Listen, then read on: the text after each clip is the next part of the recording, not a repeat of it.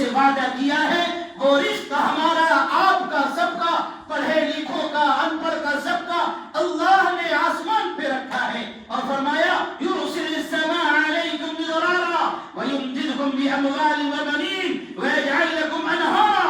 اگر تم چاہتے ہو اللہ رب العزت ہمارے مقدر کی روزی جھما جھم آسمان کے راستے سے کھلے، آسمان کے راستے سے نازل ہو، خدا کی قسم استغفروا، اس کے لیے ہمیں ہوش کے ناخن لینے پڑیں گے، ہمیں توبہ استغفار کرنا پڑے گا، ہمیں پھر سے ہدایت کے راستے پہ آنا پڑے گا۔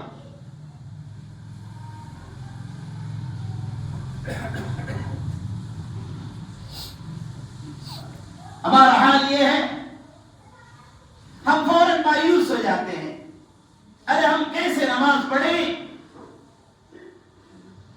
اب کیسے جائیں، ہم نے تو یہ بھی کیا ہے اور ہم نے تو یہ بھی کیا ہے، ہم کیسے پروردگار کے سامنے حاضر ہوں گے، کیسے پروردگار کے سامنے کھڑے ہوں گے۔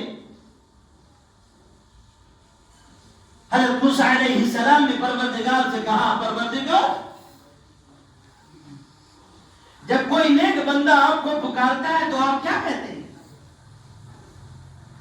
اللہ رب العزت نے ارشاد فرمایا، موسیٰ جب میرا نیک بندہ مجھے پکارتا ہے تو ہم اسے لبیک کہتے ہیں۔ موسیٰ علیہ السلام نے کہا جب گنہگار بندہ آپ کو پکارتا ہے پھر کیا کہتے ہیں، کیا جواب دیتے ہیں؟ اللہ رب العزت نے جواب میں ارشاد فرمایا، ہم اسے 3 مرتبہ لبیک کہتے ہیں۔ حضرت موسیٰ علیہ السلام کو حیرت ہوئی، یہ کیا بات ہے، نیک بندہ جب پکارتا ہے تو آپ اسے 1 دفعہ جواب دیتے ہیں، اور جب گنہگار بندہ پکارتا ہے 3 دفعہ جواب دیتے ہیں۔ اللہ رب العزت نے موسیٰ علیہ السلام کو مخاطب کیا اور کہا، موسیٰ جب نیک بندہ مجھے پکارتا ہے تو وہ اپنے نیکی پر بھروسہ رکھتا ہے، لیکن جب گنہگار بندہ مجھے پکارتا ہے تو میری رحمت پر بھروسہ رکھتا ہے۔ اس لیے مایوس ہونے کی ضرورت نہیں ہے، ہم جس حال میں ہیں پروردگار ہمارے حال سے خوب واقف ہے۔ اگر ہم تنگی میں ہیں ہمارے اس حال کو بھی وہ جانتا ہے، اگر ہم خوشحال ہیں ہمارے اس حال کو بھی وہ جانتا ہے۔ اس لیے کہ مسلمان کے پاس صرف 2 راستے ہیں، یا تو وہ صبر کے راستے پر چلے گا یا وہ شکر کے راستے پر چلے گا۔ اگر نہیں ہے وہ صبر کرے گا، اور اگر ہے وہ شکر کرے گا۔ لیکن خدا کی قسم آج ہم سے اگر ہمارے پاس نہیں ہے، حالات ہیں، ہم صبر چھوڑ رہے ہیں، ہم صبر چھوڑ کر اب ہم سبب کے پیچھے بھاگ رہے ہیں، سبب کے پیچھے، صبر بھی چھوڑ دیا، شکر بھی چھوڑ دیا۔ ایک تیسرا راستہ ہم نے بنایا، وہ سبب کا ہے کہ کیوں؟ اس لیے کہ اگر فلاں صاحب سے ملیں گے تو ہمارا مسئلہ حل ہو جائے گا، اور یہی وجہ ہے کہ اس بے چینی نے آج ہمارے اندر ایسی بے چینی پیدا کیا ہے۔ آپ کو بتا دیں 2 بات میرے ذہن میں آ رہی ہے کہ پہلی بات تو یہ ہے کہ ہمیں بالکل مایوس ہونے کی ضرورت نہیں ہے، بلکہ ہمیں جمنے کی ضرورت ہے۔ جیسے حضرت یونس علیہ السلام جمے رہے، فلولا انه كان من المسبحين، 23ویں پارے کے اندر یہ آیت موجود ہے، للبث في بطنه الى يوم يبعثون۔ اگر اللہ نے ہمیں صحت دیا ہے، تندرستی دی ہے، فرصت دی ہے، ہمیں چاہیے کہ ہم ہدایت پر ہم ہدایت کے راستے پر چلنے کی ہم دعا مانگیں، ہم توفیق مانگیں، ہم اس سے اپنے لیے ہم توجہ مانگیں۔ اس کا فائدہ کیا ہوگا؟ اسی آیت کی روشنی میں لَلَبِثَ فِي بَطْنِهِ إِلَى يَوْمِ يُبْعَثُونَ، اس کا فائدہ یہ ہوگا جیسے اللہ رب العزت نے یونس علیہ السلام کے پیٹ میں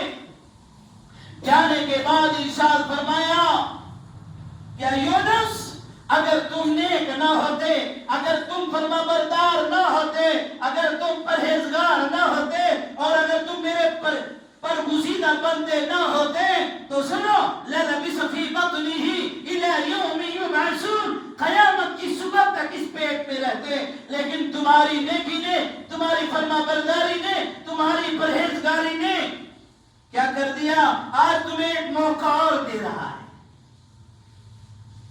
خدا کی قسم اللہ کا ضابطہ ہے فَاذْكُرُونِي أَذْكُرُكُمْ، اگر تم صحت کے زمانے میں، تندرستی کے زمانے میں، فرصت کے زمانے میں، خوشحالی کے زمانے میں، چاہے تنگی ہو اس زمانے میں، اگر اللہ کو یاد کریں گے دل سے، دماغ سے نہیں۔ اب چونکہ وقت نہیں ہے، یہ بات سوچ لیں، دل سے، دماغ سے نہیں، دل سے محبت کی جاتی ہے۔ دماغ سے انسان نفع نقصان کی بنیاد پہ محبت کرتا ہے، اگر دل سے انسان اگر جم جائے تو خدا کی قسم اگر ہمارے اوپر کبھی زندگی میں برے حالات آ گئے تو پھر جیسے اللہ رب العزت نے حضرت یونس علیہ السلام کی مدد کی اور اعلان کیا اور قرآن مجید کے حروف میں اس کو شامل کیا، اس کی آیت میں شامل کیا، یہ اشارہ تھا جیسے یہ قرآن مجید یہ قیامت کی صبح تک کے لیے آخری کتاب ہے۔ جو شخص اس کتاب کو پڑھ کر رہنمائی حاصل کرنا چاہے گا، جیسے ہم نے یونس علیہ السلام کی مدد ان کے زمانے میں کی ہے، جب تک قرآن قائم رہے گا، جب تک قرآن باقی رہے گا، جو شخص اس کی رہنمائی میں چلے گا، جیسے ہم نے یونس کی مدد کی ہے، اس کی بھی مدد کریں گے۔ دوسری بات آج جو بھی حالات ہیں، آج سال، 2 سال، 4 سال کے ہمارے پروگرام میں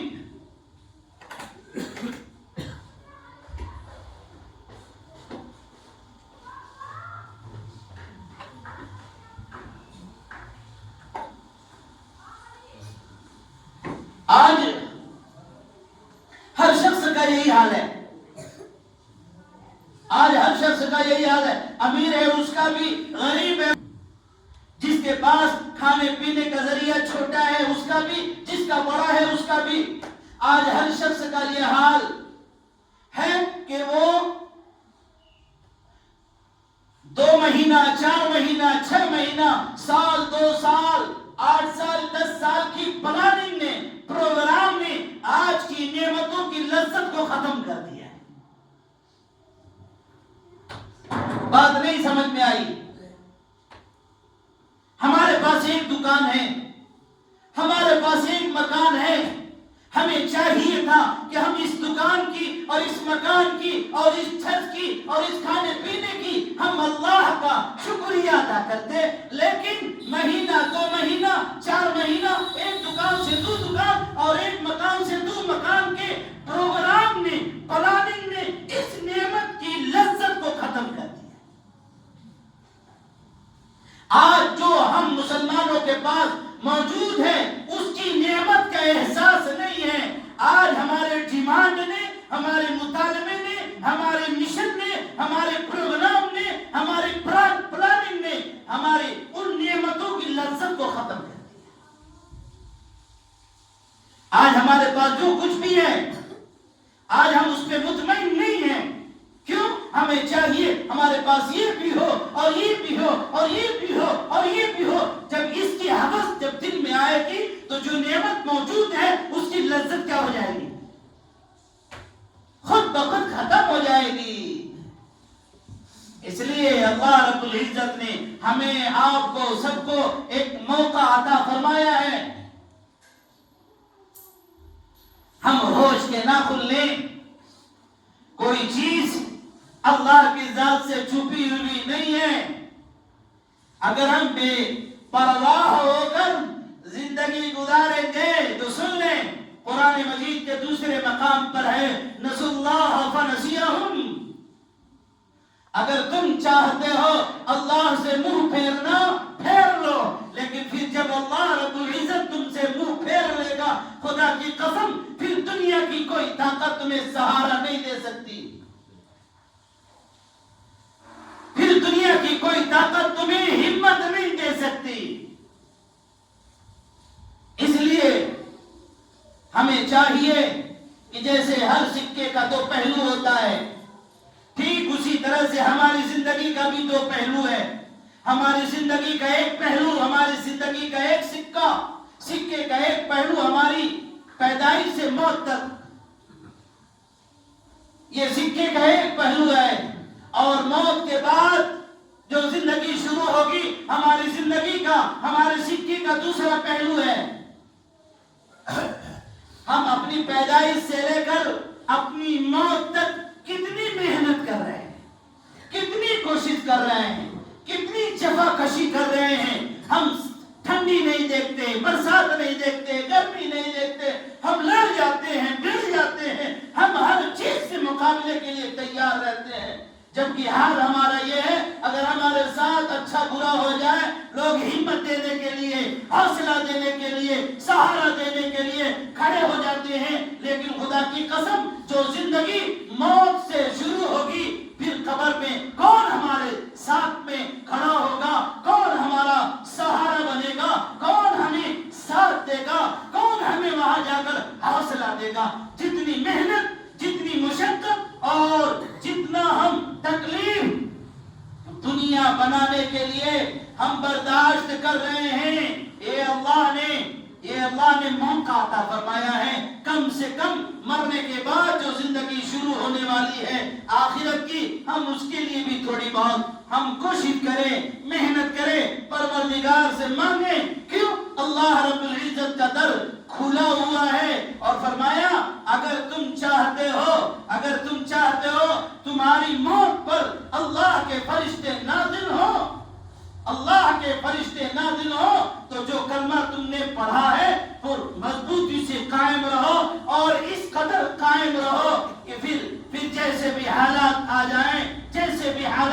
جائیں تم مضبوطی کے ساتھ، اس لیے کہ لا الہ الا اللہ یہ ہمیں عقیدہ سکھا رہا ہے اور محمد رسول اللہ یہ ہمیں طریقہ سکھا رہا ہے.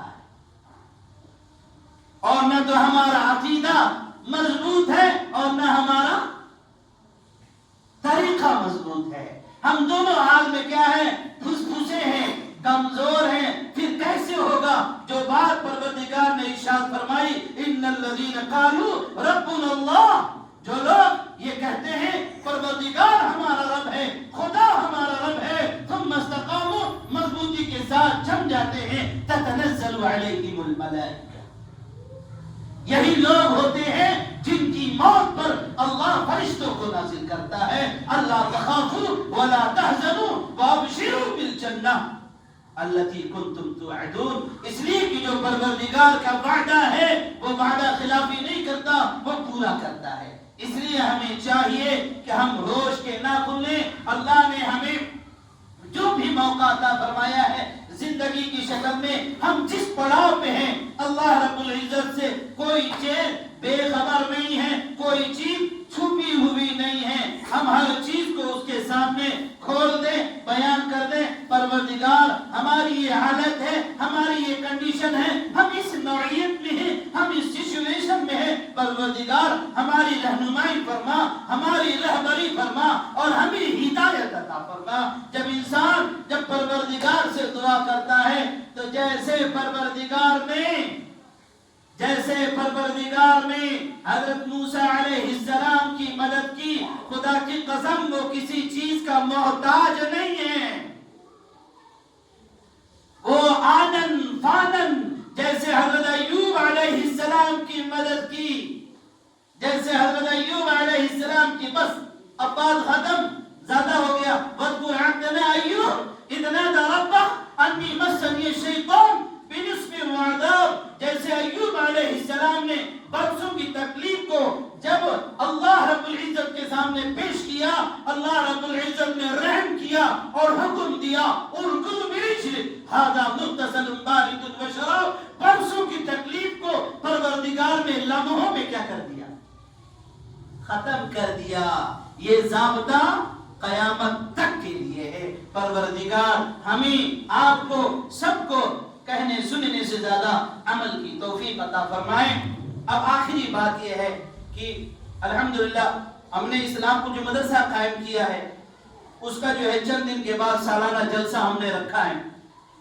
आप हजरात की तवज्जुहात से, दुआओं की बरकत से और जैसे भी अल्हम्दुलिल्लाह हमारे इस मदरसे का पहला जो है पहली बच्ची है 7 साल की है माशाअल्लाह, उसका जो है नाजरा तकमील कुरान है और ये हमारे लिए भी बड़ी खुशी की बात है, हमारे लिए भी फख्र की बात है। इसलिए अब हमने जो है प्रोग्राम रखा है। आप हजरात से बड़े अदब के साथ गुजारिश है जिससे जो हो सके, इसलिए कि माना क्वांटिटी का नहीं रखता है, क्वालिटी का रखता है। इसलिए जिसके पास जो हो, 10 रुपया हो, 20 रुपया हो, 50 रुपया हो, अल्लाह ने जिसको जितना नवाजा है हमारे मदरसे का जरूर ताउन फरमाए, ताकि जो हमारा जो है हमारा जो है हमारी जो प्लानिंग है, जो टारगेट है, जिस अंदाज का प्रोग्राम करने का हम उसको बखूबी अंजाम दे सकें। परवरदिगार अमल की तौफीक अता